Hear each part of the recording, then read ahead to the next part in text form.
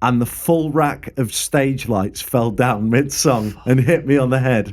Oh, and it just ruined my gig because I just knew this guitar was like out of tune. Like, nung, nung.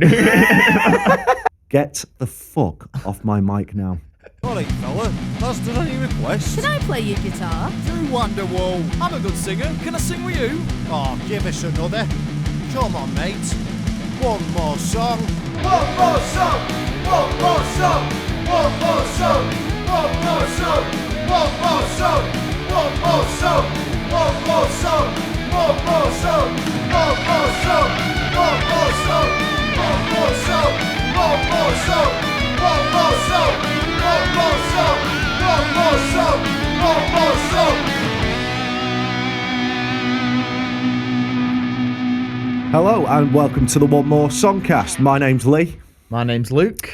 How the devil are we today, Luke? Well, it's the age-old question, isn't it? So, no, I'm not too bad, mate. So, what was your weekend like, gig-wise? Well, I did only have one, so got to spend some time with the missus. Yeah, We went to Wings and Beer for some food. We actually go there quite a bit. In Preston, innit? Yeah. It's a nice place. Good quality beer, a few beers, and then gigged with Flash Floods at the Broadfield Arms on Saturday, which got very interesting. But I'm going to save the story for a little bit later on because it was absolutely hilarious. It's not really designed to the topic, but it is definitely related to that section of it, so I'll save that one. How was yours? Not too bad, mate. So obviously first one back this weekend.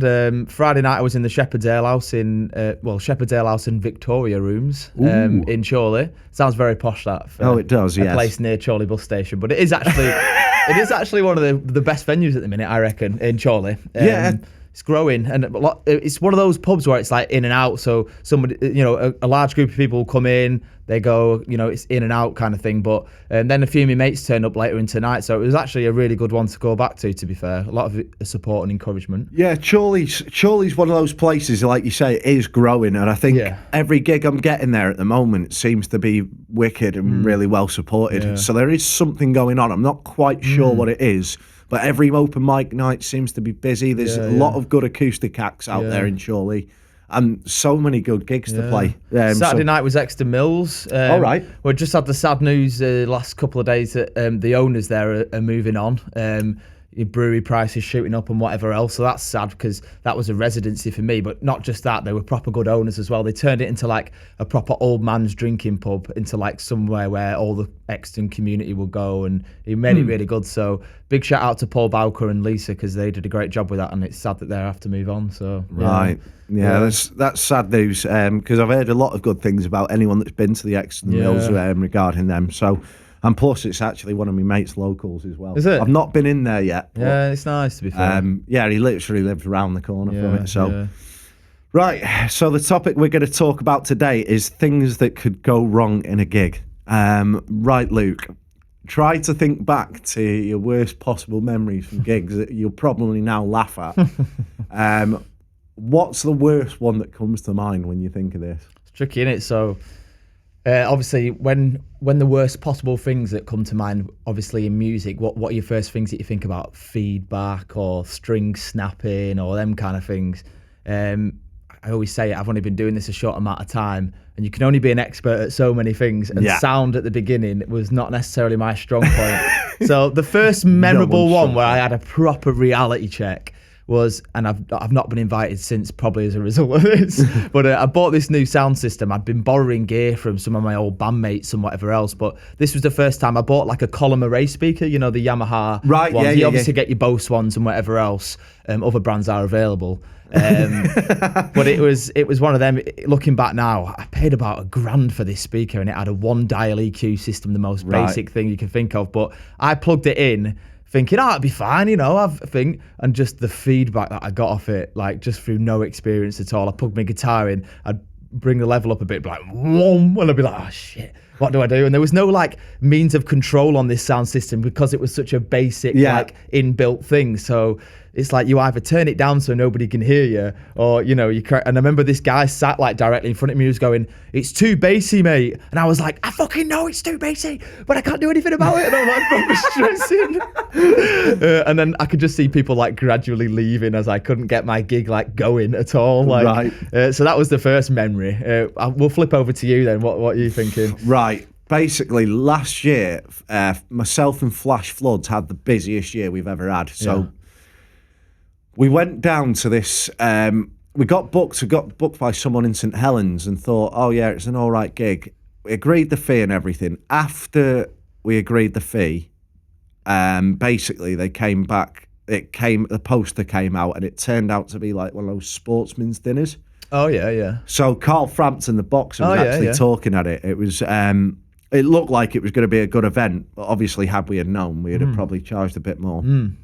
Well, anyway, we've had a bit of back and forth with the promoter at the beginning of the weekend because so the weekend before, I think he was involved with this social club, I see. I can't remember the name of it anyway, and I probably wouldn't want to.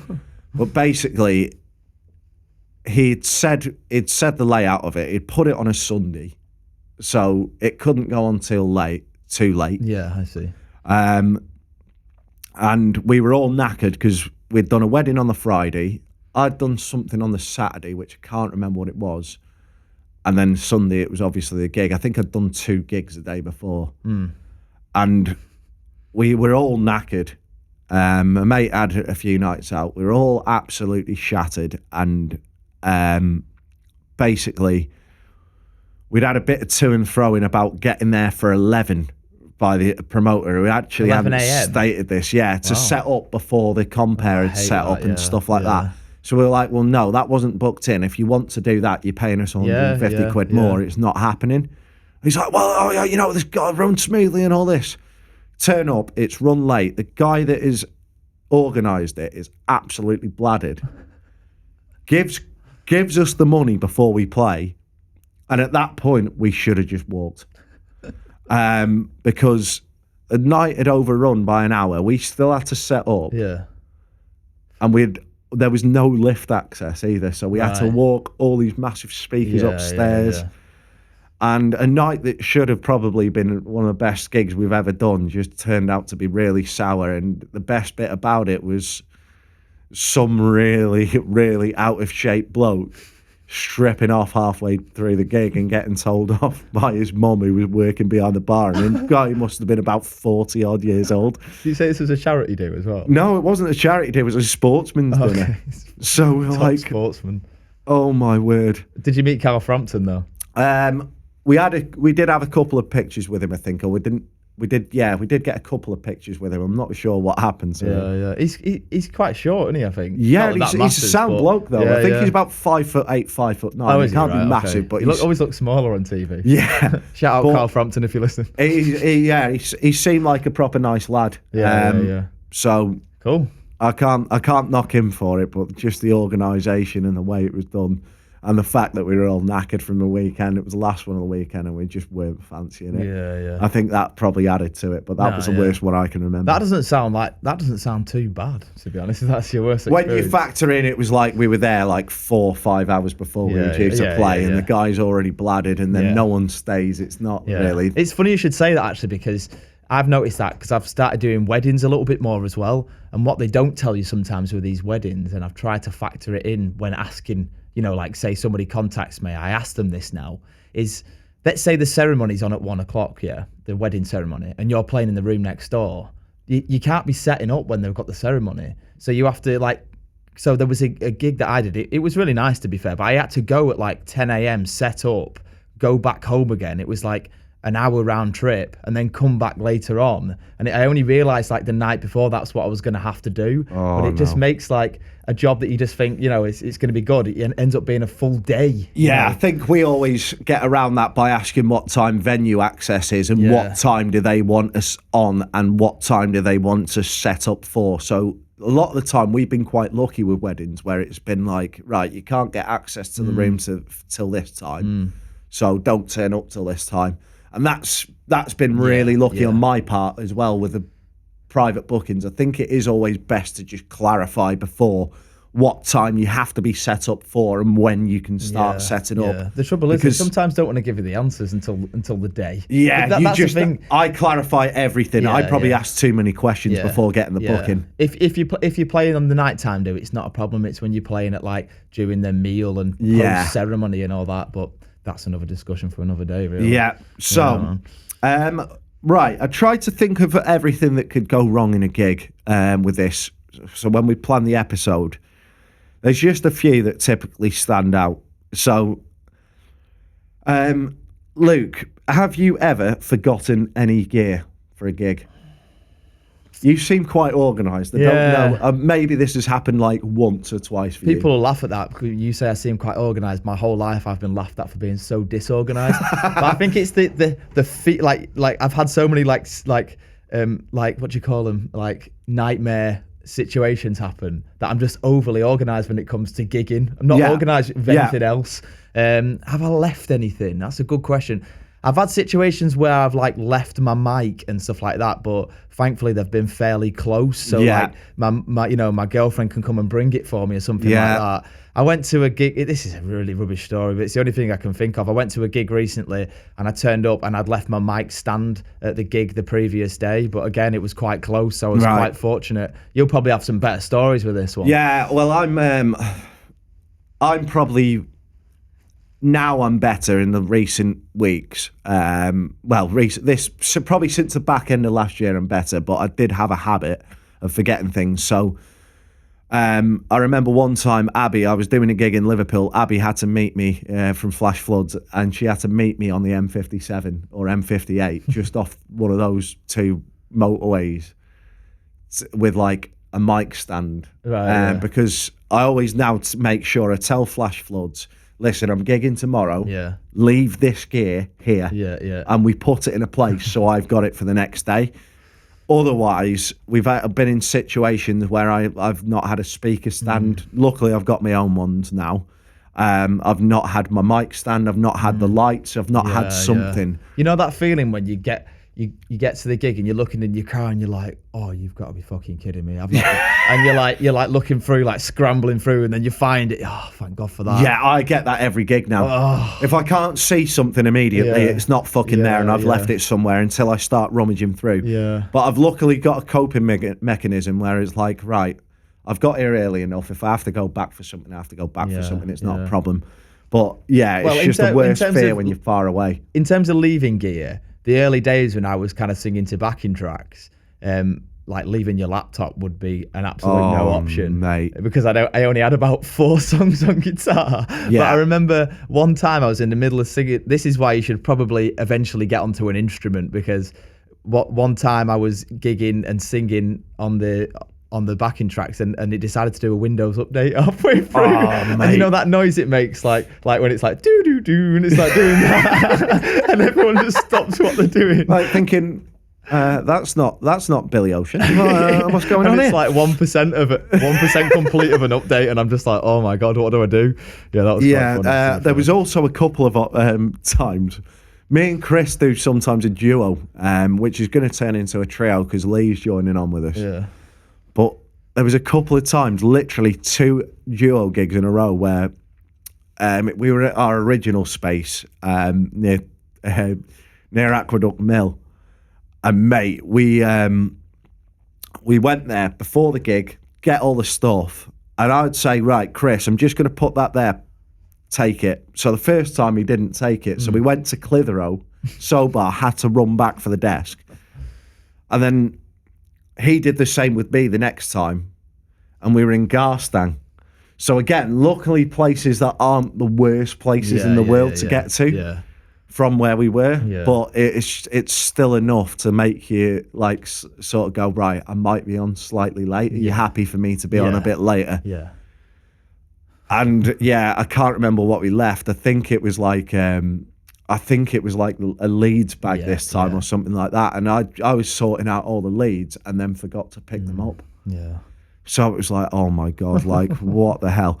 Luckily we've got better at that. But yeah, The thing is, I'm always like really agitated before. Like when I came to see you over Christmas, you're quite chilled in the whole setting up process, aren't you? Yeah, I've learned a coping mechanism of it's done now. My dad comes and helps me set up, and he'll tell you I'm a fucking shit. Like when I'm setting up, I'm just like, oh fucking hell, oh shit, no, this isn't right, and like I get proper stressed because I just find the whole experience, like sound checking and all that, quite stressful. Before you actually, once you get going, you're fine. It's just that. You know, I think I find the band more stressful because you've got more sets of gear to worry about, whereas on your own, like, realistically, what's it going to take for you to set up? Like 15, 20 minutes? At most. Yeah. So, yeah, I've actually started to sometimes even come here to make sure I've got everything before I go to a gig. So, yeah, I've started to find coping mechanisms, and, the odd time something goes amiss, but it's never anything majorly important anymore. Yeah. But yeah, I think forgotten gear, you've just learned to deal with it, don't you? You just learn to double check everything. Yeah. You start to pick things up earlier on in the week. That's the thing. Get your car loaded a little bit earlier than what you would. Yeah. The thing is, it's only you that's going to look like a twat. Yeah. So like, you say you're working for a company or something, you can kind of get away with it. But when you're self-employed and you're just doing it yourself, ultimately, if you're lazy and can't be arsed checking your gear, it's you that's going to suffer. So it's just, so it's sort of like now I know probably I've got everything, but I'll come here first. I'll maybe leave one thing here on purpose to make sure I've not forgotten anything. Yeah. And I'll do it. I'll try and do a check like at some point on the day of a gig to make sure I've got everything, or the day before a gig sometimes even. Right, next one we're gonna do is broken gear. This is where I start to come into my element now. Right. This is where some of my worst like nightmares have come to fruition right in front of me. What, like the dream where you go to work naked? Yeah, the dream where like you're running but you're not getting anywhere and some guy's chasing you down the street with a machete. Yeah. Am I starting on this one then? Yeah, go on. Right. You might as well now. You built it up. Yeah, I have built it up. Well, there's been plenty to be fair, but like I say, with the Windows update one, that was quite funny to be fair. But the first memory of this was I used to go to a pub called the Top Lock in Chorley, Wheelton area. Right. Have you ever been there? No. It was quite good to be fair. It was all right. Quite a small venue. And it was the first time I'd ever experienced snapping a string. Now, that seems quite like normal to be fair. It happens quite a lot. But the fact was, and don't ask me why, but I hadn't learned by that point to change a string. I didn't know either. So obviously you learn from these experiences, then you go, right, I'm going to learn how to change my strings now. But I just remember just playing this song and it just went bang like that. And I was like, oh shit, what do I do? Like, I don't fucking know what to do. I literally do not know how to change a string. So like I say, my dad comes and watches me most gigs. So he just grabs my guitar, literally must have got in my bag and just grabbed any string he could find. It could have been like the thick E string, and he popped it on the, it's usually the B string that goes with my stuff. I think he put on the thickest string possible, just winding it up. I didn't even really know how to tune a guitar, but this is like very, very early days. Yeah. Oh, and it just ruined my gig because I just knew this guitar was like out of tune, like nung nung. Yeah, and then we'll go to you and then we'll come back to me. Yeah, I've had loads of strings break in gigs. It's part and parcel now, isn't it? Really? Yeah. I kind of have to force myself into a routine. So what I was gonna do, I think the end of this month is my next string change. Yeah. So I think it is going to be at least 2 packs of strings a month to make sure I've got one spare, because you never know when you're going to need your next one. And a lot of mine break when I'm doing a song with a capo. Yeah, exactly the same. But for me, it's the E and the B string. Yeah. But the other week, I was playing, you recommended me this gig. Shout out to Robbo at Crafty Beggars. Yeah. Basically, I've never done this before in my life, but I managed to break an A string. And while we were at it, I was pulling out like the bridge pin to get the A string out, and I somehow pulled out the D string. As well as the A? No, I just pulled out the D string pin. So I went to push it back in without thinking, hang on, I might need to loosen this first. I don't know what was going through my head. And I pushed the bridge pin in, and the bridge pin just snapped in half. Yeah. So not only did I end up without an A string, No, I got the A string in, Yeah. but I ended up then without a D string and missing a saddle. So That's the thing, innit? You always have replacement strings, but I've not got replacement fucking bridge pins. bridge pins, not a chance. So I ended up having to order some off Amazon. Got some, like, it was perfect. They're absolutely fine. They weren't massively expensive, but I thought, why did I not just loosen the D string or just change the D string as well? It takes 2 minutes. So what did you do then for the rest of the Just gig? carried on. Without a bridge pin though, because obviously Without a bridge pin, without a D string. I just took the D string out. Did it sound all right? You could tell something was missing. Yeah. But it wasn't the worst thing ever. Yeah, so yeah. you just as long as you like know what Yeah. what string's missing, you can find a way around it. That happened to me at a wedding actually. So the bridge pin actually came flying out of the guitar and underneath the table. So I had a backing track to revert to for a couple of songs whilst my dad's scrambling under the table trying to find this bridge pin. We found it in the end, but yeah. Have you ever had anything bigger than that break? Not break, no, because you'd think like, oh, surely like a speaker would have blown or something. But I'm one of these dickheads that's bought a speaker that's probably way too. It's a fucking big speaker, innit? So I always run it on like half. I'm never gonna have that problem. No. But, yeah. So going back, so the Minstrel, you've played the Minstrel, haven't you? Paul Brack, of course. So obviously, sadly, they're moving on as well, aren't they? Yeah, they're moving on, unfortunately. Again, fucking dickhead of the year. Didn't think to check the battery of the guitar, but I'm just playing on the stage once. It was between a Tyson Fury fight, so I only had like half an hour before the fight started. Everyone was up for it, rowdy, ready to go, and my guitar just starts going distorting like mad, and I'm like, I've been having trouble with this guitar. It was a fucking shit guitar, but obviously I just thought, oh, I changed the battery the other week. I'm sure I did. It won't be that. We checked everything, wires in, wires out, checking everything. But my dad's out front because my dad listens out front, but sometimes, bless him, like he obviously does a lot for me, but sometimes he just go, yeah, sounds great, mate. And I'm like, is something wrong? And he's like, no, sounds great. I go and listen out front of me and guitar's going, fucking distorting and everything. And I just could not for the life of me figure out that it was just a battery change. That's simply all it was. And I just like but thankfully Paul came up to me and he's like, don't worry about it, mate, honestly. He's like, it happens to us all, and he was proper supportive because he could have kicked off that night. Oh yeah, he could have not paid me because he would have probably been well within his rights to. But being the kind of guy he is, he fucking helped me through that night, to be fair. Yeah. That's happened to me once. That's happened to me a couple of times, and I think it's maybe 3 or 4. Luckily, I've always had a spare battery. Yeah. Apart from one time, but no one cared because it was I was doing a gig at O'Neill's in Liverpool Town Centre, and we'd just won the League Cup. So I'm playing all these Liverpool songs. The acoustic guitar goes, and I went, fuck it, we're carrying on anyway. And just battered the shit out of my acoustic guitar. No strings break somehow. Yeah. But everyone was just singing along. You couldn't hear me. You couldn't have heard my guitar anyway.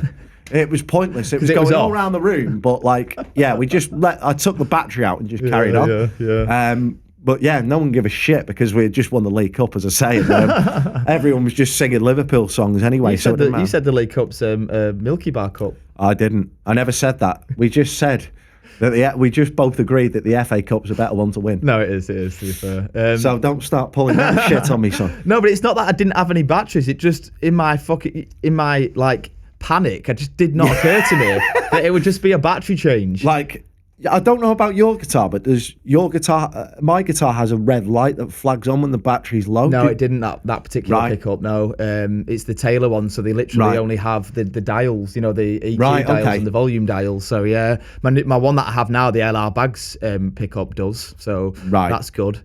What was I going to say? No, but it was just the fact that like.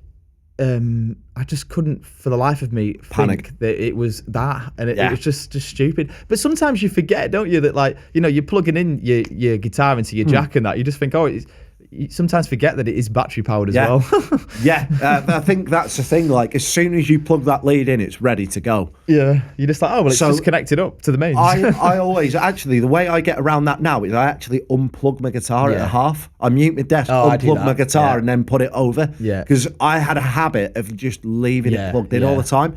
And that red light, it's like a petrol light. Yeah, You know, like yeah. the petrol light on the electric dashboards. Yeah. It tells you so many Yeah, miles to go. It yeah. comes on at 50 miles to go. 50 So- songs to go. Yeah, so it's just like, oh, you've got at least 5 gigs left in you, but replace it now, please. And I just never do. But luckily, I always do get to a point. I've been quite lucky where I've got to a point where I've noticed it in sound check, just quickly replace a battery and we're good to go. Yeah. Or it hasn't gone for whatever reason. Yeah. The worst one with gear brakes, it was funny as hell. I've got to say, it was absolutely hilarious. So we've played at the old Black Bull in Preston, and they are absolutely brilliant with this all the time. Like, we've been booked probably about 5 times in the last 2 years. Yeah. This year we've only got 1 booking. Yeah. But they love the live music. But we're considering next time getting barriers to play there. But we don't think there's any point because we've lost about 6 leads to the Black Bull. And at times we spill more drinks there than the customers. So you've lost leads? What, people nicking leads? Or you just leaving them behind? Basically, you leave your gear set up at the half, yeah. don't you? You walk off stage, you go and get a drink, whatever. Yeah.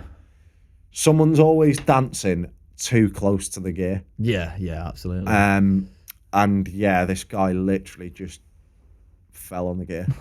Like, so someone's always just gone like backwards, dancing backwards, the monitor's there, Shaboom. bang over the monitor, straight onto yeah. the friggin' lead. That's happened to me as well before.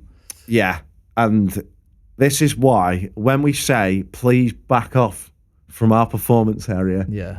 just listen. Even if you are pissed, you know your ears are working because you listen to yourself talk shit. Yeah. But yeah, I reckon we've lost the best part of 6 leads because someone always falls over and they've always got a pint in hand. I'm surprised we've got It's not monitors just somebody going out to pubs and nicking XLRs. No, it's just literally like someone falling over our gear. Right, I reckon we park that for a bit, have a short break, because my camera's only got 30 minutes. So we'd like to I have a don't know little if break. you remember from the last from the episode last that one. happened. Yeah, if you made it that far. So we'll have a quick break and we'll discuss some more things that can go wrong in the next part. Cheers. Lovely. Howdy, partner. It's the sheriff here. Sorry to interrupt your episode. We just wanted to take a little bit of time out to promote our social media pages, because at the end of the day, that's what life's all about, isn't it? So, head over to Tom's Cast 1 on Instagram, Facebook, and TikTok. TikTok, we do more stupid videos, whereas Instagram and Facebook are a little bit more informative, so take your pick. Also, you're listening to us today, of course, on YouTube, so please subscribe to our YouTube channel. That helps a lot. If you could like and share our YouTube videos as well, that would be more than appreciated. We're also on Apple Podcasts as well, so if you could head over to there and rate and review us. And hopefully by the time this goes out as well, we're on Spotify, so keep your eyes peeled for that. Back to the episode, shall we? You've got lots of work to do. What are you waiting for? See you soon. Hello and welcome back to the One More Songcast. My name's Luke. My name's Lee. But you knew that from the start. I don't know why we did that. Yeah, we've just added a section in where we just reintroduce ourselves in case you've forgotten anything in the last half an hour. Right. So, Luke, we got to broken gear. We discussed a bit of that. Right. The next topic is probably more for me. It's shady promoters. So agents and that kind of thing. Agents, festival owners, and like gig promoters for like originals gigs. Yeah. I don't know if you've had much experience with this. Yeah, I've tried to avoid booking agents, as we both know, as best I can. The ones I've dealt with have been pretty good, to be fair, pretty fair. So I can't really, I honestly can't think. I've had people like try and shaft me, but I haven't taken the work. So I haven't, you get what I mean? Yeah. So yeah, go on. This is more for you, I think. Yeah. So I'm, for those of you that don't know, I'm in an originals band currently called Lost in Echoes. We've got some. Are you not lost in the echoes anymore? So you've changed it. Well, we are looking to change it. So look out for that. At the moment, we're on Instagram at _Lost in Echoes. But by the time this goes out, we may be before the impact. So, yeah. Really, we've had some dodgy promoters in our time. So, like, the first gig was one of my mates at work, so he sorted us out a deal, and it was kind of like you get a lot of half pay to play stuff. Because it was our first gig, though. We had my dad come up from down south. My brother came up. He bought a ticket. I had a few people from work come because I was working in Liverpool at the time. I ended up selling about 15, 20 tickets, maybe even more. Yeah. So we actually had to ask for further tickets. Right, I see. And I think we sold 40 and made 100 quid from the gig. Yeah. It was brilliant, to be fair. But the next time around, we got one, and this was like the July. We got one in the August for the September. So we had 4 weeks notice, but it was one of those where all our mates were a bit busy, and then I had some personal stuff going on. So we turned up to the gig, showed him the 7 tickets we sold, handed back the rest, handed him the money, and the promoter went, "Is that it?" And then proceeded not to stay for the rest of the gig. Right. Was that a decent selling as well? Because I don't know too much about original gigs. Yeah, particularly. some of them in Liverpool are a bit dodgy. So you get somewhere you just get a split ticket share, so you share 50% with the promoter from what you sell, because they've obviously got to make their money. They've put the gig on. So they do a 50-50 split. There's other times where it is a paid fee. There's other times where you get door takings, or there's other times where you have to sell so many tickets. And this probably happens in places like London as well, I'd imagine. But most of the ones that are pretty good will do a 50-50 split, which I think is kind of fair in a way, because the promoter's got to make their money. They've done all the marketing for it generally. If they're good at what they do, they generally promote it pretty well. But yeah, some of them that call themselves promoters put like 1 or 2 posts out the week of the gig and then expect you to sell all the fucking tickets and get your mates there. It's lazy. And then they expect you to sell 20 before they give you anything. So yeah, we've sold 7 tickets, and it literally just been turned, is that it? Yeah. And then he fucks off for the rest of the gig. Did you get your share of them? No, because we only sold 7 tickets. Wow. The deal was 20 tickets. Yeah. So we got nothing for playing the gig. So, you know, there's times where like exposure is fair. There's other times where it's sort of like it gets you absolutely nowhere. Yeah. And there was another one. We did. There's a venue in Liverpool, like, I'm not going to mention it because I still love the venue regardless. It was just our experience was marred because of, again, the promoter that booked for him. And we'd spoke to him, and he's like, oh, yeah. So he gives us 20 tickets and said, right, we've got a date on this date. And we sort of took the gig without really thinking about it. We said, right, just going to say, though, mate, it's a big ask for us to sell 20 tickets unless our mates are all available in 2 weeks. We're just kind of starting out. Like, is there any shift with that? Yeah, we can see what we can do. Of course, there wasn't. So we've played the gig. We've done pretty well. And on the way out, we left the rest of the tickets with one of our band members. And with that, he goes, oh, have you got the money? Like, yeah, we've left the money with the last band member. He's like, well, those tickets are like your receipt. We need to know how many we've sold. It's like, yeah, we've left it all with another band member. And he's like, well, if you don't fucking pay, I said, don't go threatening. I said, we're going to pay you. We've got another band member still in your venue, so he will pay. And our bassist come up, and he gets a little bit more aggressive. So he came over and literally went, is there a problem? He went, no, it's just that we hadn't received your money yet. He said, well, I've been hearing this from outside. He's told you 3 times one of our band members is actually still in there and will give you the money. I said, yeah, let's not forget, you were going to sort something out with this because you only gave us 2 weeks' notice. Not my problem. You're the band. You've got fans. It's your job to get your fans to the shows. I said, it's your job to promote the show. I didn't see you promote this till Tuesday. The gig's Friday. Yeah. And it kind of marred our experience. So I said to him, we're going to have to go back there with a better promoter, or or when we've got more of a fan base, because it's just not on to do things like that. No. What about covers gigs? Have you ever done anything where you've been booked by a local agent and you've turned up and been double booked? Because I hear that all the time off people. It's not happened to me as such, but I bet that's so frustrating. To be honest, I've been quite lucky in that sense. The only time it has happened is the week before a gig. Yeah. I was due to turn up somewhere, and basically they've got an the owner's book and the manager books. So the owners like to book who they want in, but the manager will be booking. But I think there was a communication breakdown because the owners hadn't booked anything. I'd advertised the gig and then had to take my poster down because because the venue had basically, the manager said, "I'm so sorry, but the owners have booked something in."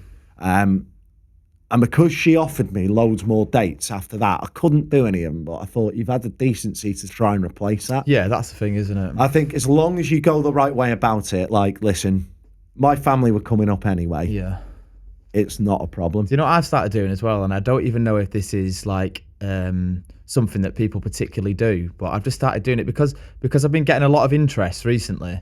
Is if somebody contacts me, even from a pub, I'll say, really, I do ask for a deposit, and I'm actually started taking deposits from pubs. I've considered it because I didn't know how to. I thought, would it work at the start? Because obviously pubs are very different to private parties and weddings and whatever else. But actually, it's been quite good in the way that. And then say, if you want to say reorganize a date to another date, and it's within a good amount of time, that's fine. But at least you've got a deposit. It makes you feel a little bit more secure. You've got some security, and they will record whether they've paid a deposit or not. Yeah, of course. And if they come to you, I feel like it's a different story then. Like, obviously they found out about you or whatever, and they want you at the venue. So really, if you've never played there before, you build that trust by getting a deposit, and if the gig goes well and you get to know them, you don't have to do that then. Yeah. Going back to the point of agencies, I do 100% agree with you. I've been considering this, and I know one of my friends in Warrington's actually done it. Yeah. Because she got fed up of places just cancelling her. So she's called it a small booking fee. Yeah. So she will take it, and there's no two ways about it. But she earns her money from running open mics, all sorts. So she makes sure she gets her work in. But I mean, going back to the point with agents, it's kind of like sad when you see a few of them selling you short as well. Yeah. So have you ever had it when you've been offered a gig? I don't know if this is the reason why you've turned it down. Like, I did one in Manchester City Centre. I was told it would be between 3 and 5. The venue will have parking, or the venue will be able to sort out parking. And it's a Wednesday afternoon, and it's 80 quid. I thought, well, what else am I going to do on a Wednesday afternoon? 80 quid, I've probably earned my money for the day. Like, it's probably not great, but it's Wednesday afternoon, so I can accept a little bit less. I'll try it once. If it doesn't work, I am not going back for that fee. And to be fair, the agency were pretty good. But when I looked at it, I'd travelled from Clitheroe, and I'd probably spent 40 minutes getting down there. Yeah. When I got there was no parking, and the venue said, so you're going to be on at 3, and then you need to go on again at 6. Yeah. I said, I was told 3:30, and it was a 2-hour window. That's not really great. No.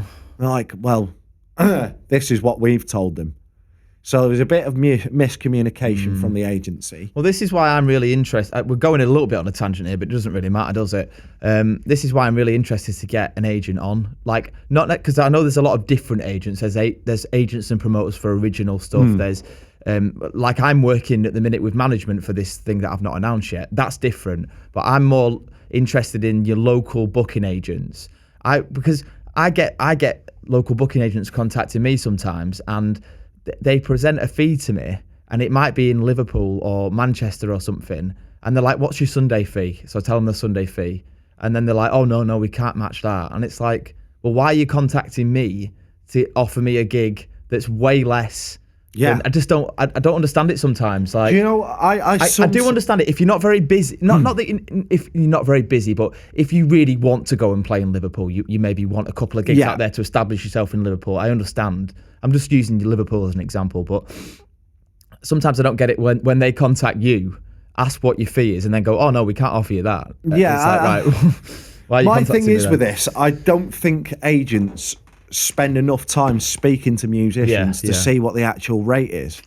Because the going rate that they're offering, they'll say, "Oh yeah, it's this place 150." Yeah. And then you're like, "Yeah, but I get 150 in my pocket each week. So what am I gaining from speaking to you?" Exactly. If it turns out to be a micropub, and you can lower the fee because they've only got 20 or 30 seats, I get it. Yeah. But you've also got to remember as well and I sort of fell into this trap, but I got out of it because the venue that did book me had a little word and said, "Oh, we do want him going forward." So, but what agencies do as well is they say book you for something, and then you can't go there for a year afterwards on your own. You have to go through the agency. So you might go, "Oh yeah, I like that," and if it goes really well, and then the venue offer you, say, a residency, you're then tied in with the agent. So you've got to be really careful. This is a topic for another day, really. But you've got to be careful. Yeah, we do want to get booking agents on. Just to hear the other side of it. Yeah, I want to understand it a little bit more. There are some good ones that do negotiate the fee and say, right, I've got an agent called MA, and I've done a few for him, probably a bit lower than I would normally take. But any other gig where they say, right, they've asked you to do it, what is your fee? Yeah. It's not, what is the fee? Yeah. What do you want to take home? Yeah. And then you can work with that. Yeah. There's other times where you're like, come on, like, you can't possibly be offering that. I think there was one time I got asked to go to Cockermouth in Cockermouth. Cockermouth, yes. Cock in mouth. Yeah.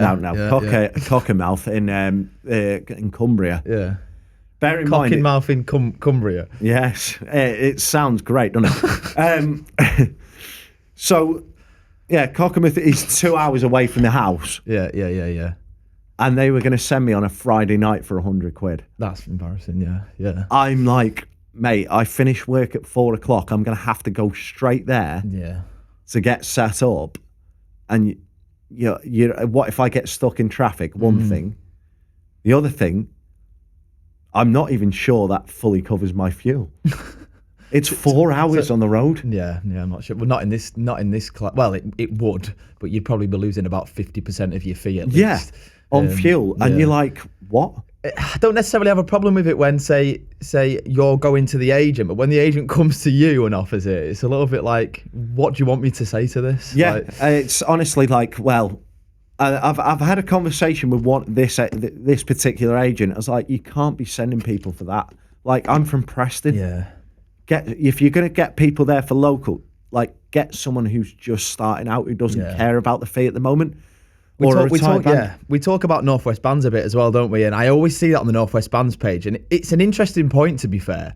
Is like, if a lot of people are willing to go out for £100 in Cumbria, like you were saying, then like the whole market, then that becomes acceptable, then, doesn't it? So but it's a difficult argument, because if someone's happy to do that, then that's fine.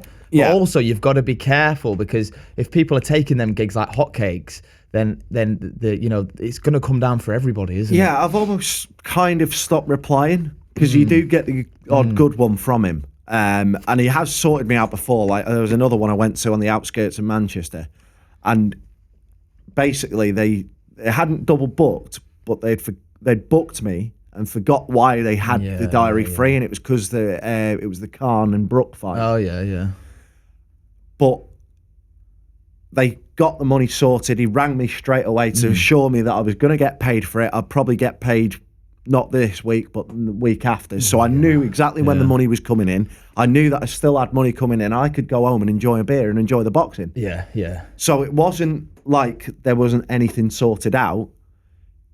The venue apologised straight away. They'd cocked up. They were getting in touch with the agency. I messaged the agent. He got in contact with them, and 5 minutes later, I had a phone conversation with him sorting it. But it was like with other venues, he's he's literally saying, I had a conversation saying, mate, you can't be offering fees like this. It's just not acceptable. And you know what? It's probably a little bit out of place because it's more his remit. Do you know what I mean? He's the one doing the bookings. And he's like, well, not really. It doesn't affect me because if it's really not the going rate, a musician will just tell me no. Yeah. But I'm thinking, why even think that's acceptable in the first place? You could cut out all that and have loads of people turn you down and just say, well, no, listen, you need to be paying this because they're getting this on their own. Yeah. Have you ever seen that dodgy guy on Northwest Bands? I won't name his name, but I think most people will know who I'm talking about. And he's always on there. He's an agent, I'm presuming. Yeah. And he's like, £100 for a gig here. And then like he'll message you, but then won't reply to you. And then he like blocks people if they sort of like, they're not right for him. He's a bit like, it's proper weird. He's always like posting gigs. I think I know the one you're on about. And I might have done a couple of gigs for him, to be honest. Yeah. But they were mainly good rates. I'm sure if it's the same one we're on about, I've literally just spoken about him and he has the potential to be good, but there's times where he doesn't necessarily agree the right fees because he doesn't take the time to do the negotiations. He just gets the feelers from the bands themselves.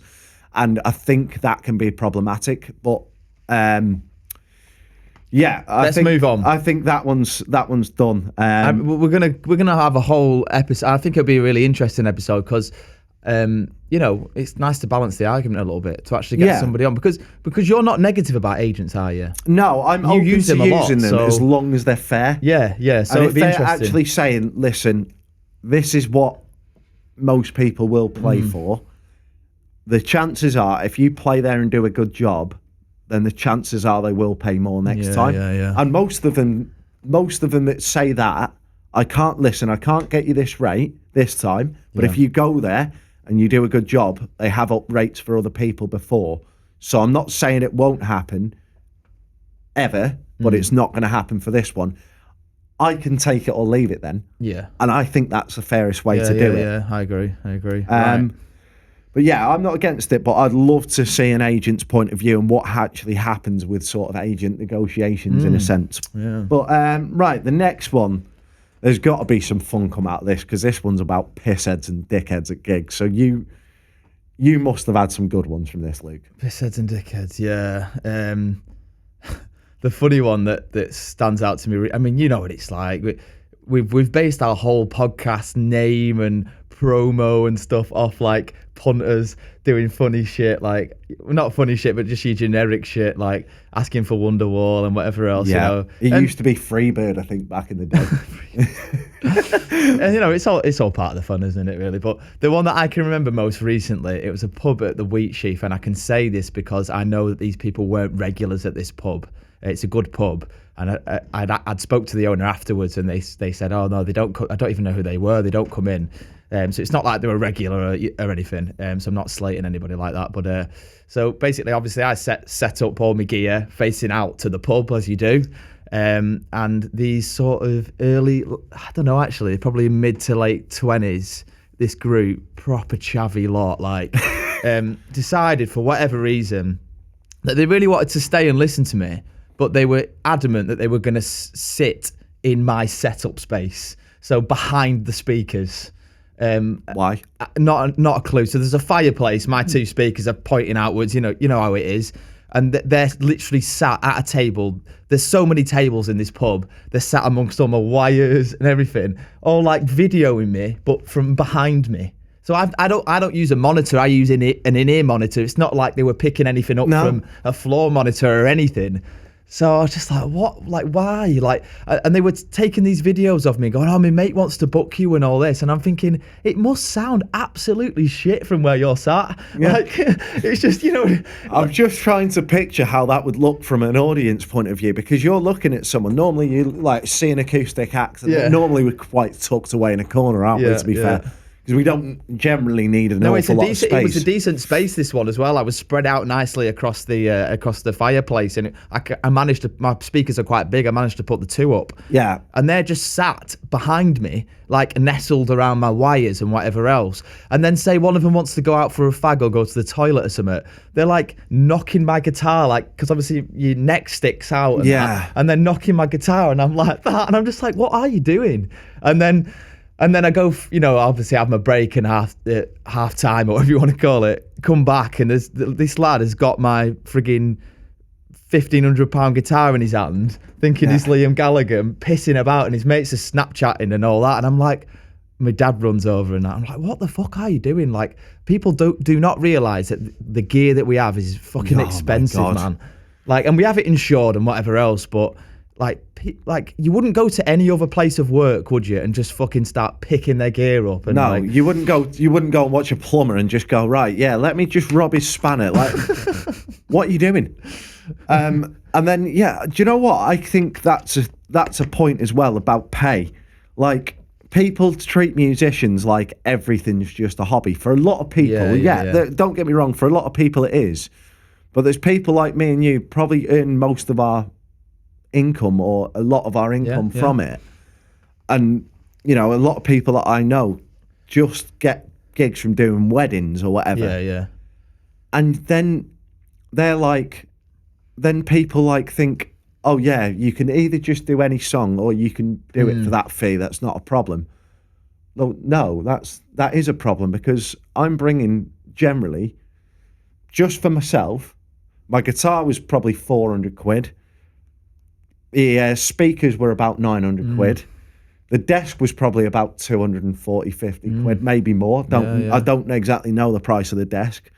Then you got to factor in the stands are probably all about between 100 and 200 Think quid. of all the pedals you've got as well. Well, like, on my own, I don't use the pedals, luckily. Okay, but the DI box would have been 30 or 40 quid at least. Then you factor in all the wires, you're probably talking easily £2,000 worth of gear, minimum. Yeah. Oh yeah, minimum. And people then say, so you can do that for 50 quid.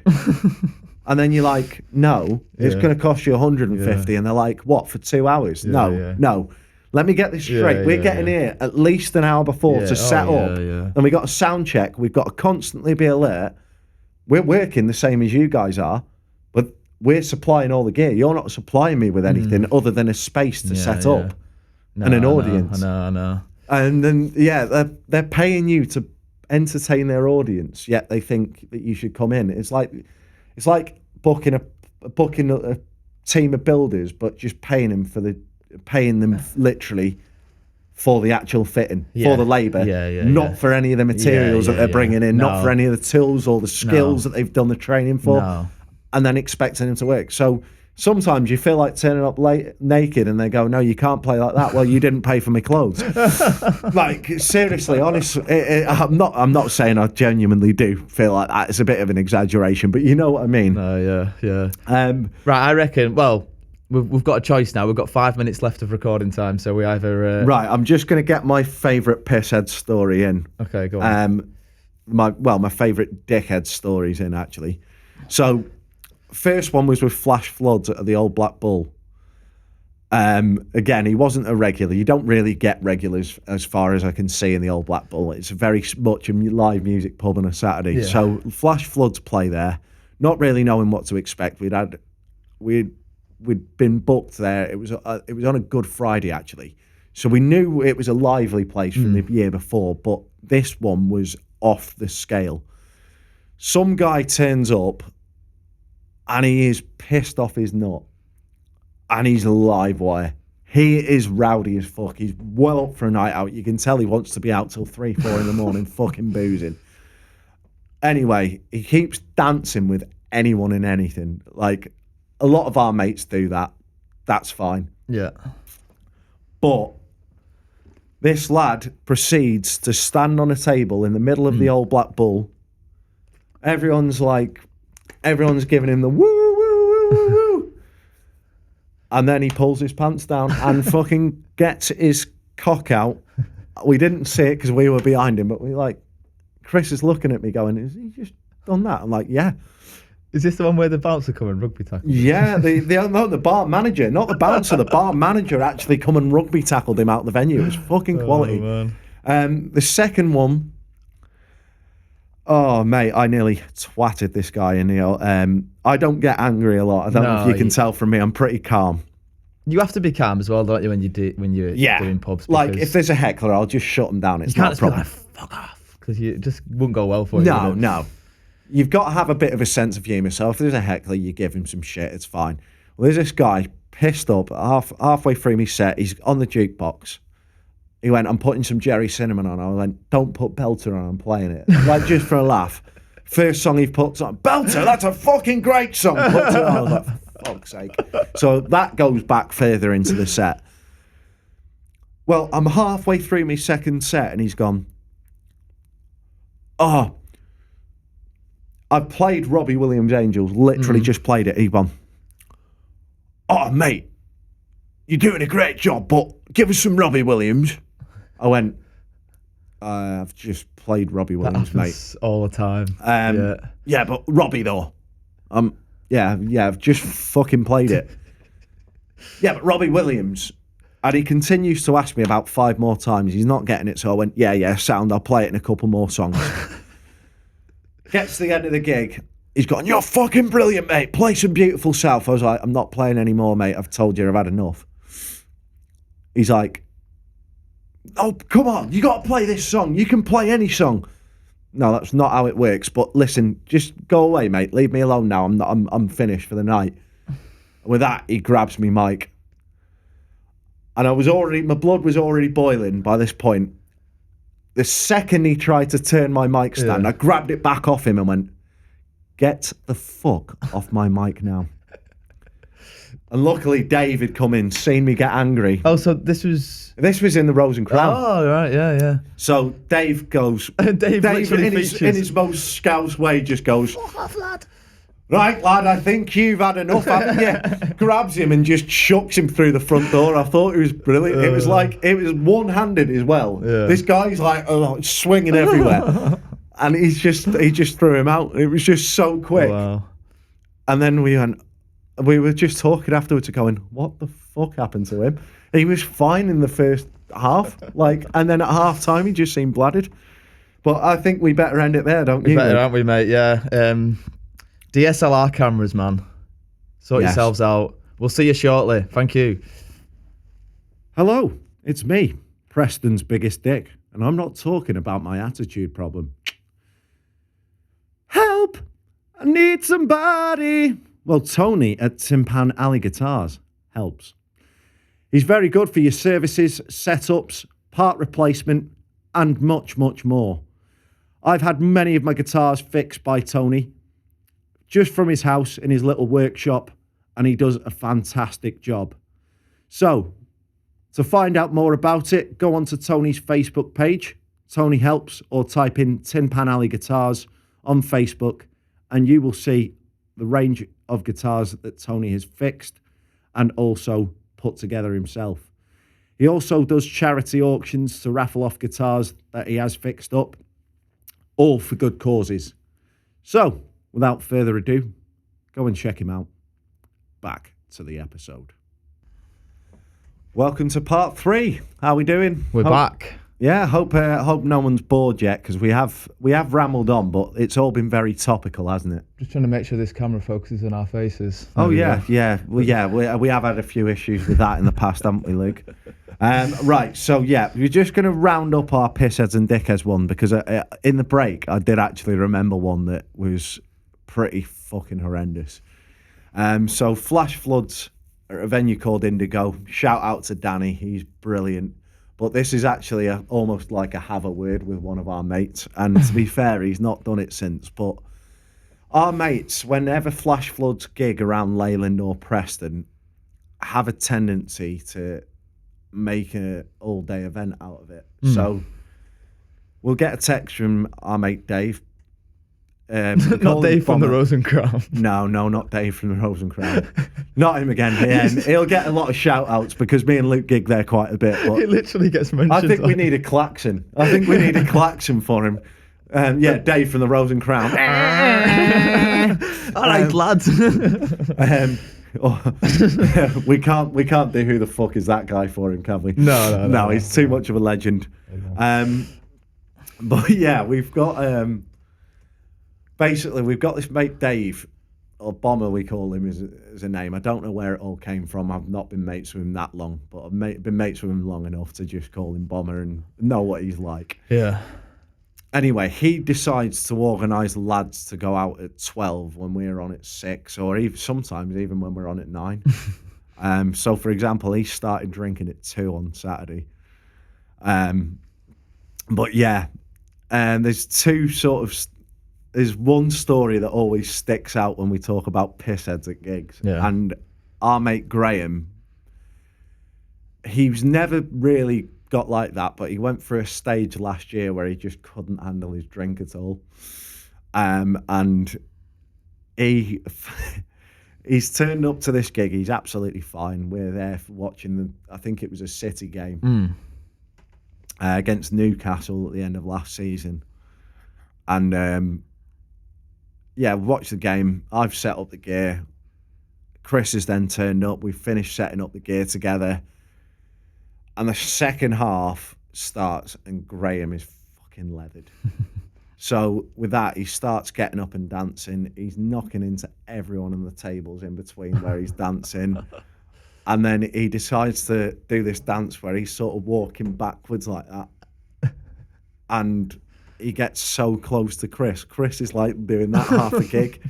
And you can tell his voice is going because he's just not able to concentrate on it. So Danny, the owner, comes over and says, Graham, just sit down, mate. You've had a few too many. Come on, Graham. Anyway, he carried on. The few of the lads then start having a word with him because Danny's like going, right, we're going to have to sort something out here. He's getting out of hand. Like, people are getting really pissed off. Yeah. So Bomber's dad is pretty good at keeping the lads in check. He goes over and has a word with him. And Graham's in no fit state to listen. So he's carrying on fucking doing this. We got one of his mates from, like, he goes camping with. He's quite a big, strong guy. Yeah. Quite lean but muscly. Yeah. He's held him down for a bit, made him sit down. He won't listen. He wants to get up. He gives up on him. So then our mate Courtney turns up. He's quite muscly. He likes a gym. Does he go camping as well? No, he doesn't go camping. He just goes boozing. Yeah, so Courtney likes the gym as well, and he's a strong guy. I've seen him hold him down about 3 or 4 times. And anyway, Graham's gone so horrendous, they've had to get the bouncer in. And even that didn't work. They give him one more chance to sit down. He doesn't sit down. So our mate, I don't know if you know Chris Marshall. He's one of Daz Cooper's Yeah, I do. mates. Yeah. Chris Marshall's ended up having to kick him out because Danny's had enough of him. And he's holding the stairs. There's only stairs down at Indigo. There's no lift. So Marsh is holding him up and kicking his feet down the stairs to get him out. Graham still claims he walks to this day, but I watched it. I'm playing the guitar. I was meant to be doing backing vocals on this part, and I'm just wetting myself with laughter. So you can see this all going on as you're playing. Just disappearing down the stairs. But Chris's voice is literally gone because he just can't concentrate. Yeah. So I don't know if that's why Flash Floods haven't been booked back at Indigo. But that was... I proper owned Chris Marshall the other day. Shout out Chris Marshall. He put something like, it's just a Milky Bar cup or something, because obviously he's a Liverpool fan. Proper owned him the other day. Didn't like it at all. So I gave him some stats and he didn't like it. I was out with Marsh in Pop World the other week. No, he's a good guy. I do like him, to be fair. Love him. Don't see a lot of him, but when you do, you always have a good time with Marsh. Yeah. But obviously he's a cop-out, isn't he? So he's a red. He's a fellow red. He's all right. Yeah. Right. Go on. Let's move on. Right. There's one thing that we as musicians cannot stand, and it's rudeness and misinformation from venues or booking. It's becoming a proper slanging match, this, isn't it, today? But it's things that go wrong, basically. Yeah, it can go wrong. So, Luke, I think you've got one for this. Yeah, so, you know what it's like. Some people are dead keen to book you. So we're now going on to pub owners, aren't we? And we don't name names. We're not about that. But it's just sharing our experiences, isn't it? So some people are dead keen to book you. And when they get there, they just make absolutely no effort to accommodate for you, do they? And you're there like, I can't work in these circumstances. So I got to a pub once, and I'd been once before. It was a really small place inside, but they'd said to me basically that I was outside for it was a sunny day. So, and they had like this bandstand thing outside and an area inside. So I get there at the venue, Bearing in mind it went all right last time, so I didn't really think it would be a bad one. And the owner isn't there, basically. He just owns it. So that's the guy who I go through the bookings with. So the manager's there that day. So we'll go in and you know what it's like sometimes. You'll go, oh, I'm singing tonight, blah, blah, blah. And they look at you like, they're just not helpful, are they? So No. I asked for the manager. I'm waiting 10 minutes for the managers to come down, literally. And I'm just like, what's going on here? Like, blah, blah, blah, blah, blah. I can see that the bandstand that I was meant to be singing in is already full of people. So I'm thinking that's going to be hard work, having to move them.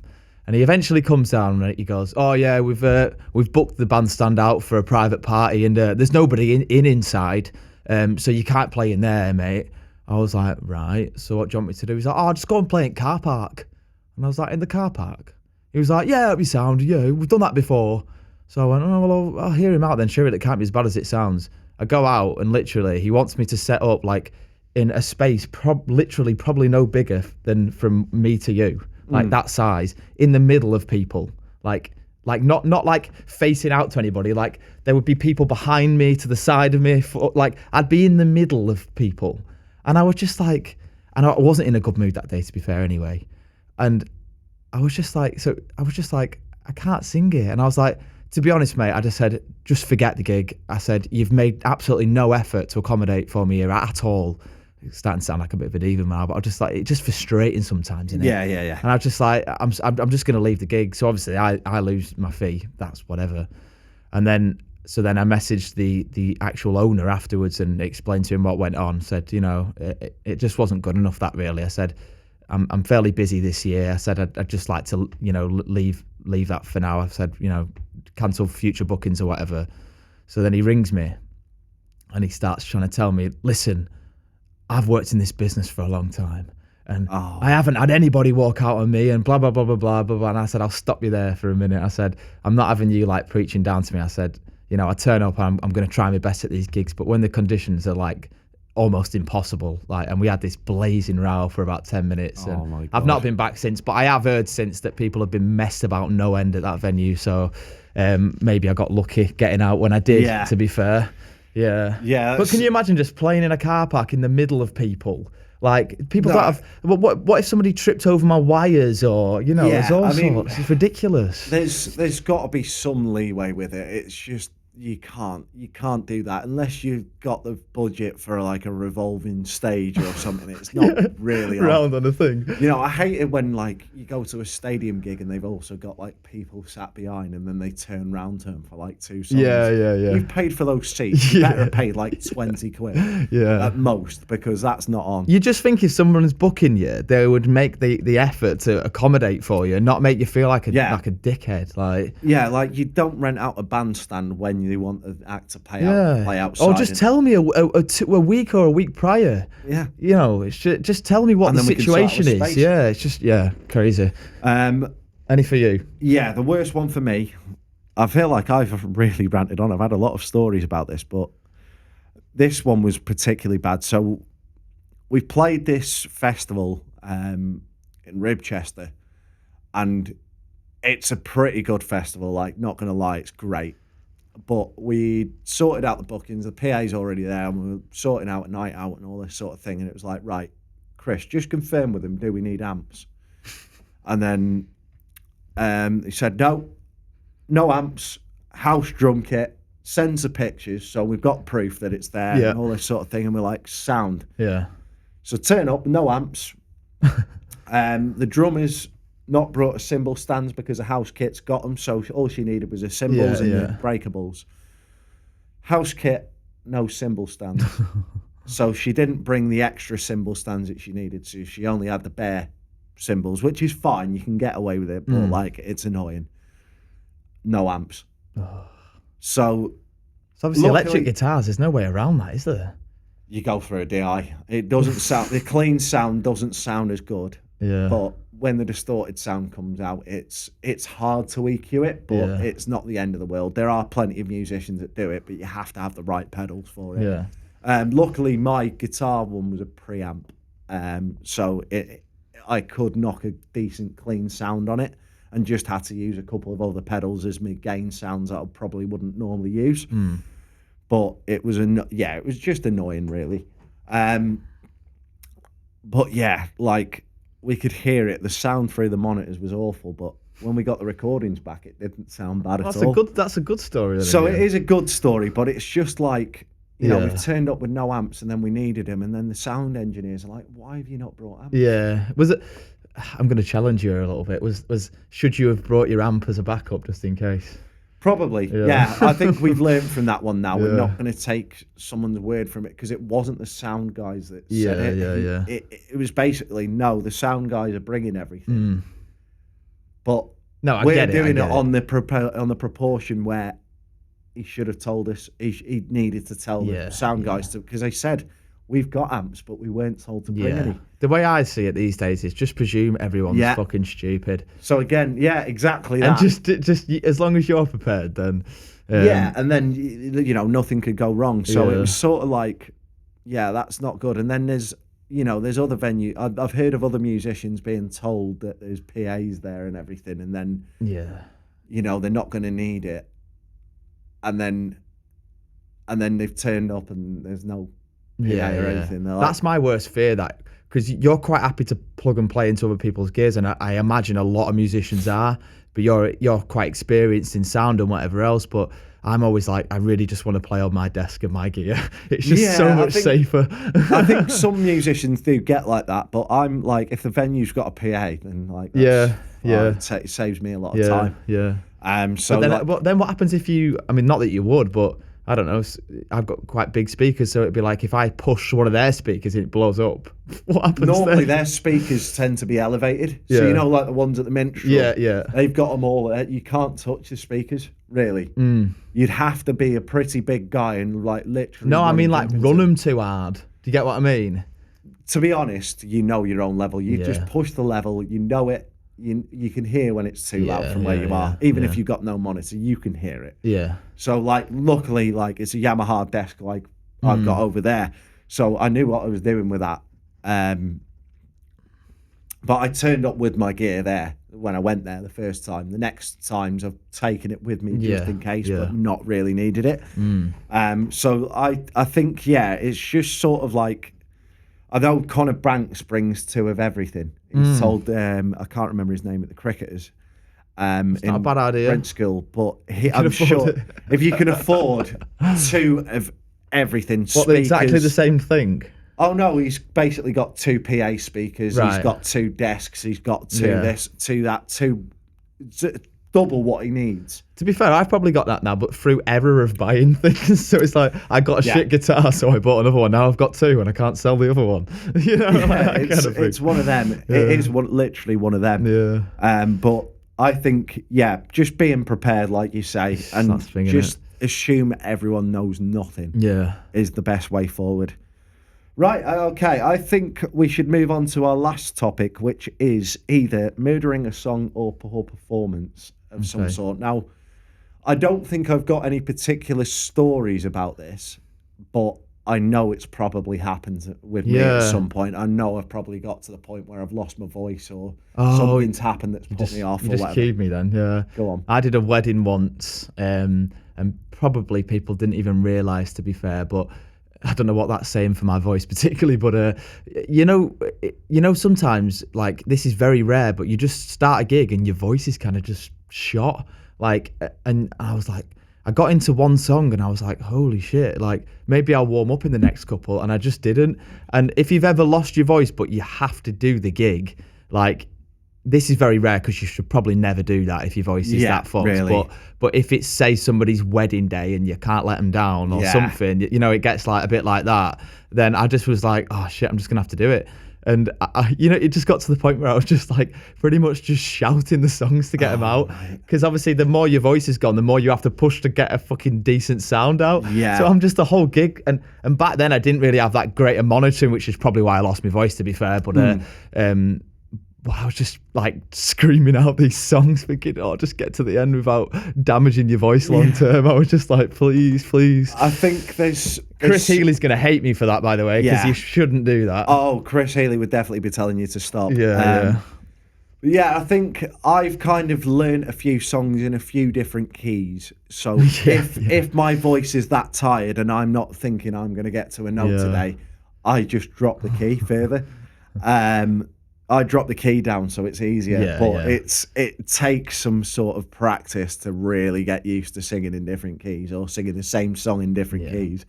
It's only so far you can detune your guitar as well. Yeah, I think a tone's about enough, isn't it, really? there's people that do more. Is there? Yeah. Like particularly if you play hard rock or metal music, like generally you can detune more. I know people that play in open C. Right.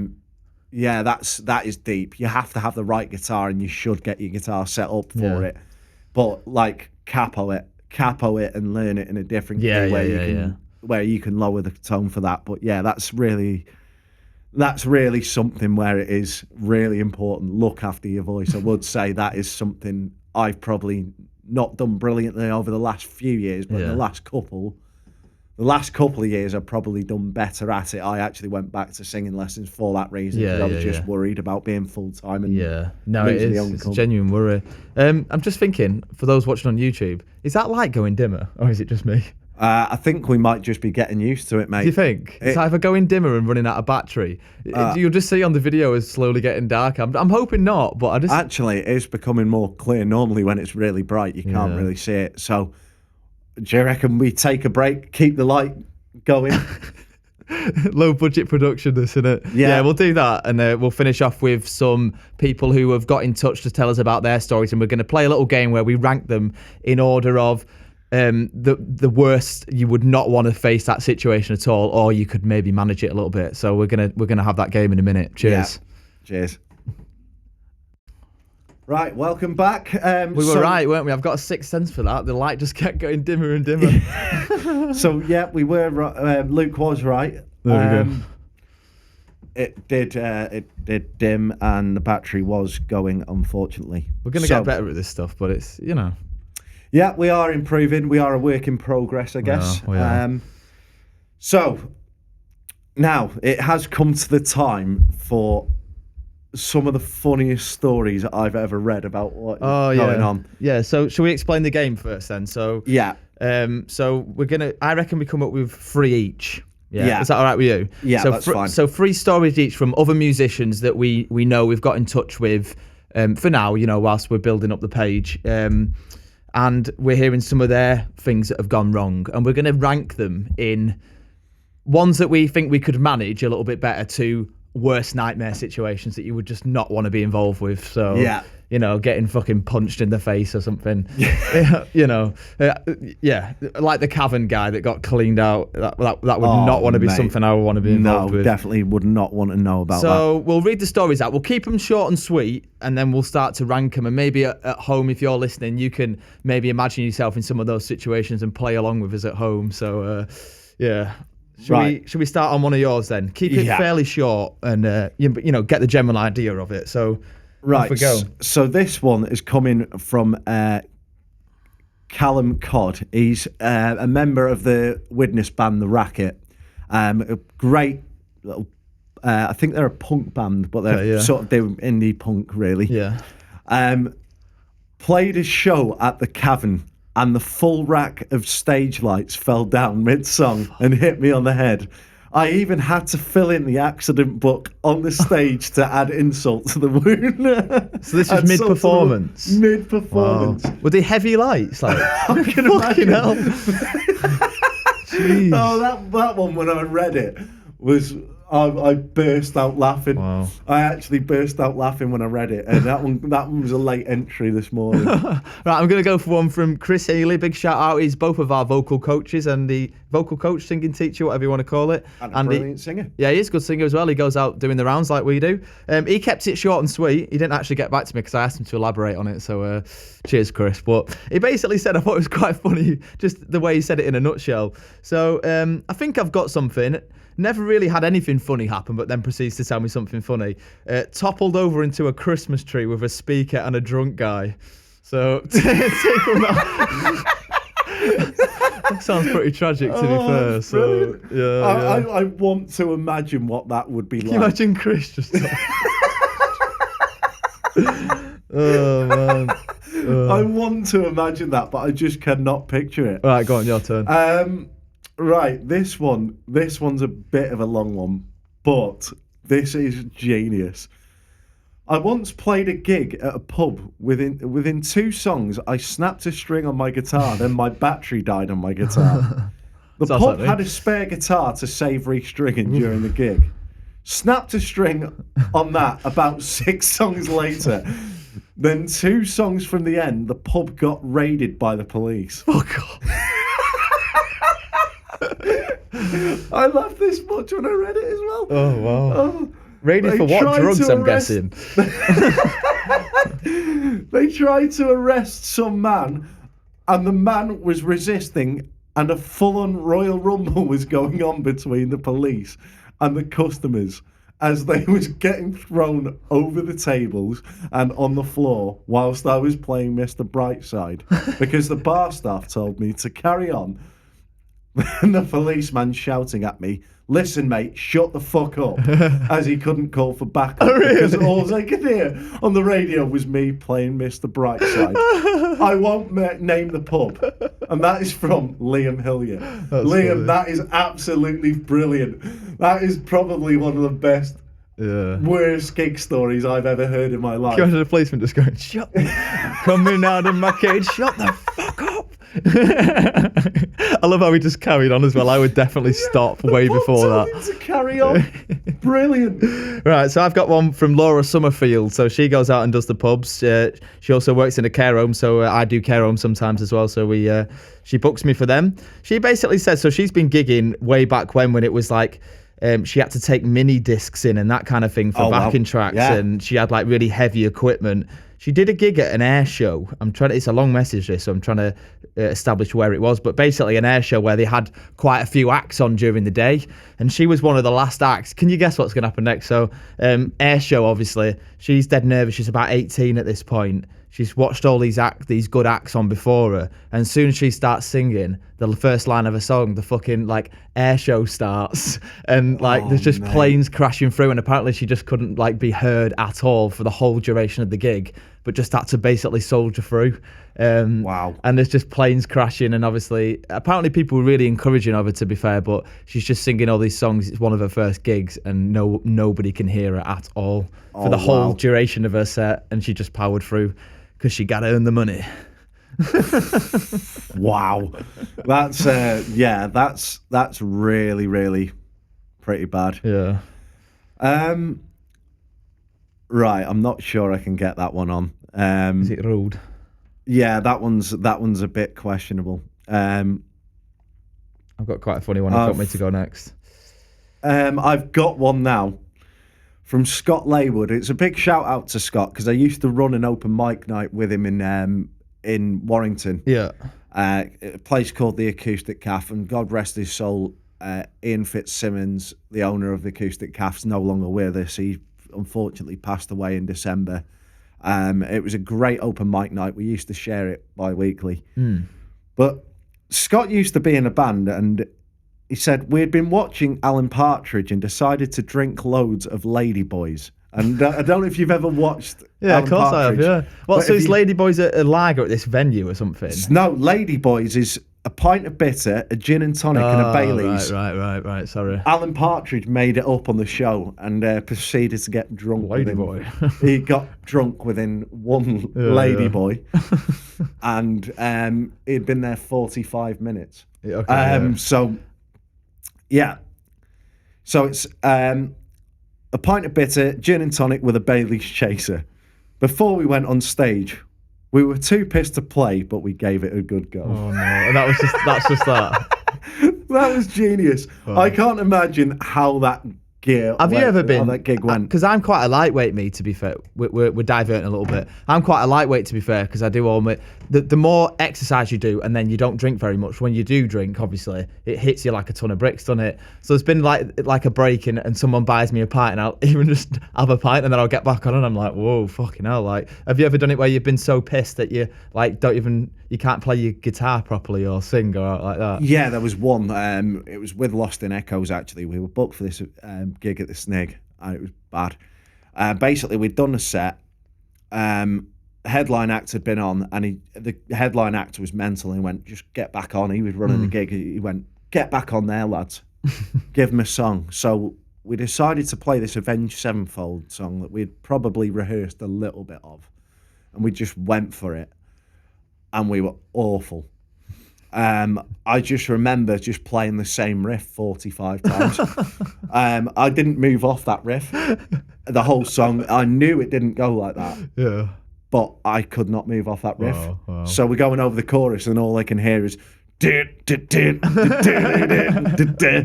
it was like a 4-chord. It was a proper 4-chord chorus. I was just playing that over it. Wow. Right, okay, so we've had 3 from you, haven't we now? Yeah, I've had 2, so I'll give you one more then.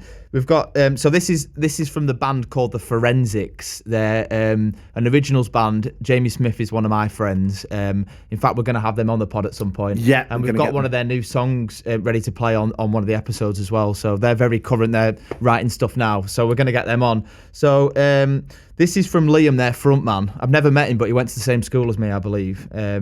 He says, the worst thing I can think of off the top of my head is starting a song with Will, our old drummer, and we were playing 2 completely different songs at the same time, and it took us almost half the song to realise.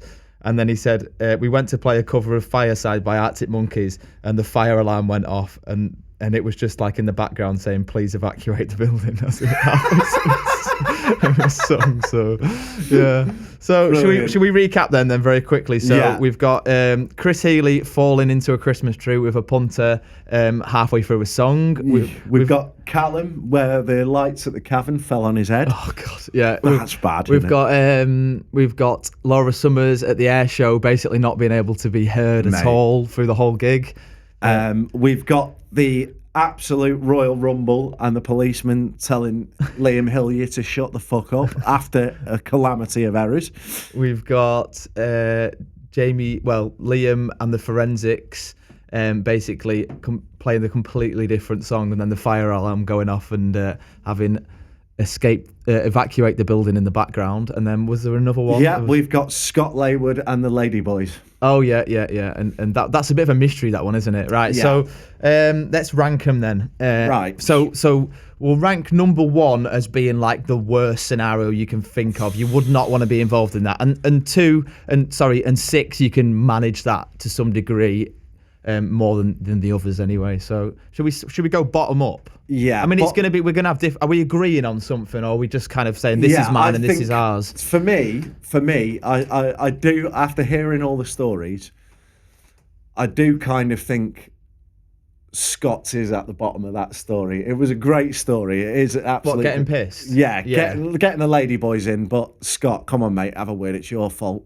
You don't have Ladyboys until after the gigs. Yeah. And that's a rule for life. Just don't have Ladyboys until after. Yeah. You can't. I mean, you can't be doing that before work, mate. There's a line that's got to be drawn there. Yeah. So Scott, you're at the bottom of that list. Yeah, mate. you can manage that. Go and get some water.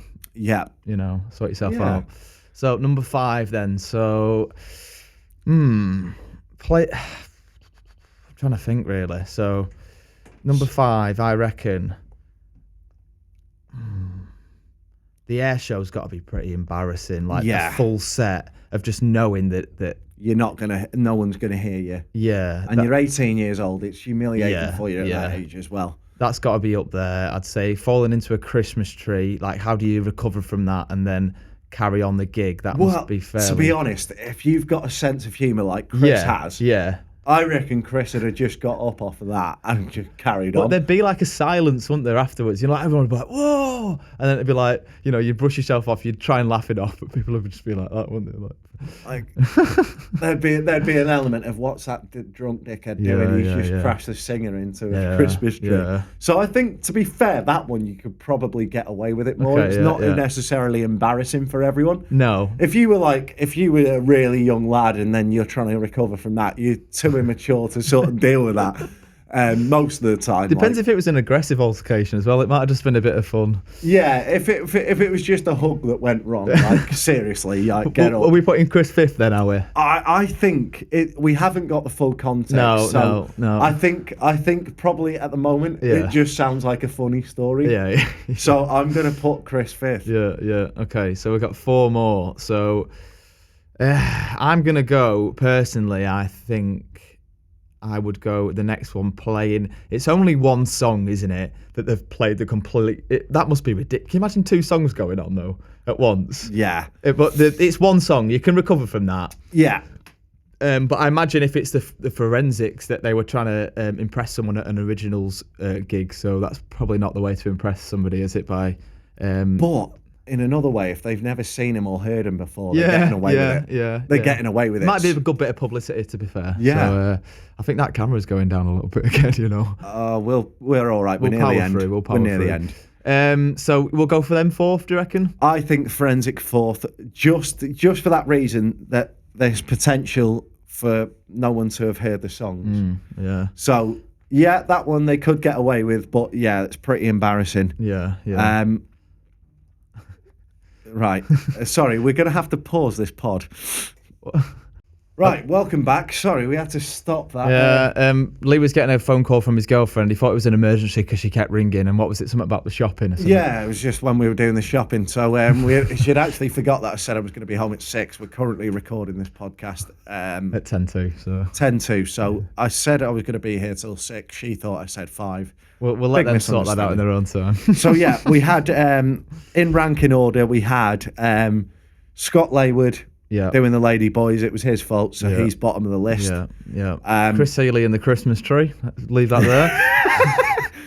there. These sound like really good shit band names. Yeah. The Forensics and the Fire Alarm. Yeah. Right. The next 3 are going to be difficult. So we've had the Cavern Lights for Callum and the Rackets. Yeah.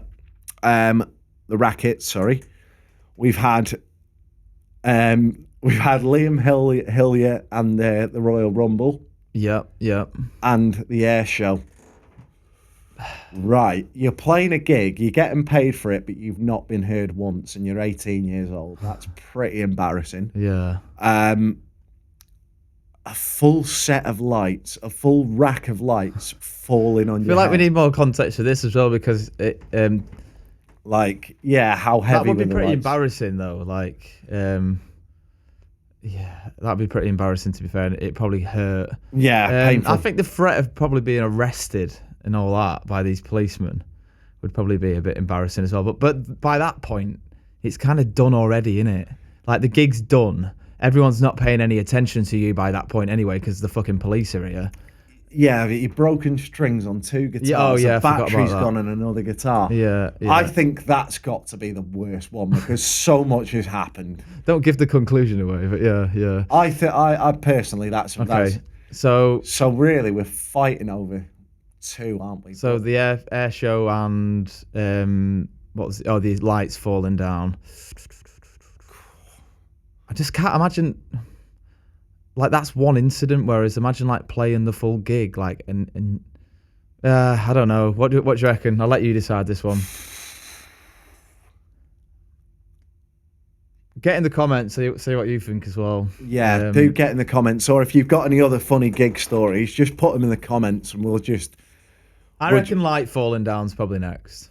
Lights falling down because they could have not been that heavy, and he's well enough to fill an incident report out. It is a great story. Yeah, it is good. It's definitely something I really wouldn't want to happen to me. Yeah. Absolutely. But I just don't think it's not your fault either, though, is it?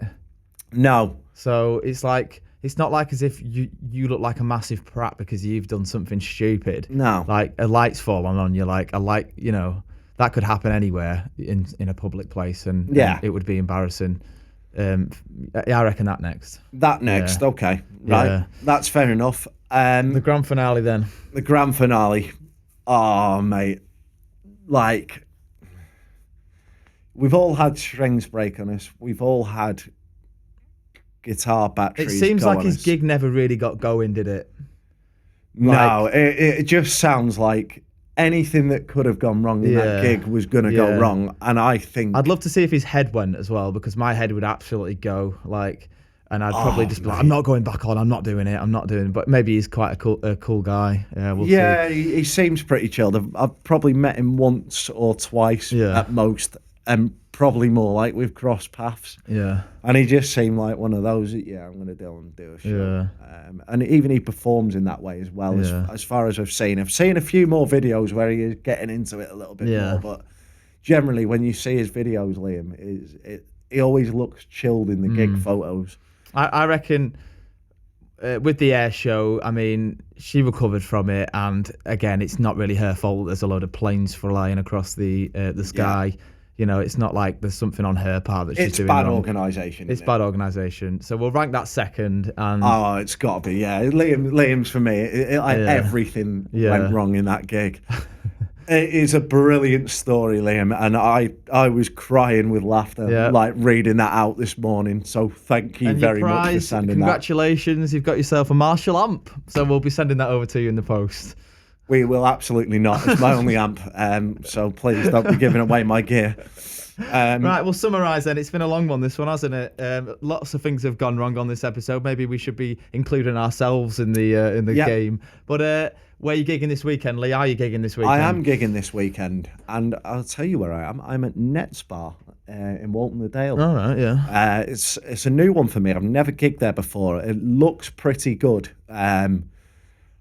But yeah, I'm looking forward to meeting the venue. Always enjoy going to new venues and playing my set for the first time, because you always get customers that haven't heard some of the songs. For years. That's always good. Yeah. Whereabouts are you this weekend? I've just got one. I meant to have two. I've just got one on Friday night. Shout out to Dave. We don't mention him much at the Rose and Crown in Chorley, but that's where I am on Friday. Be good to be back there. It's always a decent night. Sunday, I've unfortunately had my gig double booked, but it is what it is. We've rearranged, so it's all good. And it means I get to watch United Leeds for the second time in a week, because they're playing each other on Wednesday as well. So, and I'm going to that game at Old Trafford. I did forget to mention that I'm going to probably see some live music on Saturday, because me and Mrs. have booked a nice little weekend away in Harrogate, and there's a brilliant blues bar in Harrogate. Right, I don't know if you've ever been there. I haven't actually. No. Well, really nice place. Great beer in this blues bar, and there's 3 acts on a Saturday. So, this is going to be mint. If it's, I'm praying it's still open now. Will your girlfriend want to do that? Yeah, she does like a bit of live music as well. Good stuff. Right, if you haven't already, please subscribe to our YouTube channel. Despite of all of our errors, it's still been fun, and we've still had a laugh. Subscribe to us on our social media pages as well. Facebook, TikTok, Instagram, I believe is at TomsCast1. It certainly is. And if you've got any suggestions for podcast episodes, if you're in a band and you want your music playing, providing you put it in writing, we will play it. Get in touch with us at tomscastmusic@gmail.com, or any just funny stories, just bang them in the comments and we will have a laugh reading them. And if they're good for our eventual funny stories pod, I think we could get a really good funny stories pod come out. We've had some funny stories today, haven't we? Yeah, I think we need to leave it a few months, but there's going to be some that need to be read out again. Yeah, so, absolutely. Get any of your gigs gone wrong stories in, any of that. Just get everything in the comments. We want to read it all. And shout out to the Christmas tree that Chris fell into. Yeah, and if you're free this weekend, go and have a couple of ladyboys. We'll see you soon.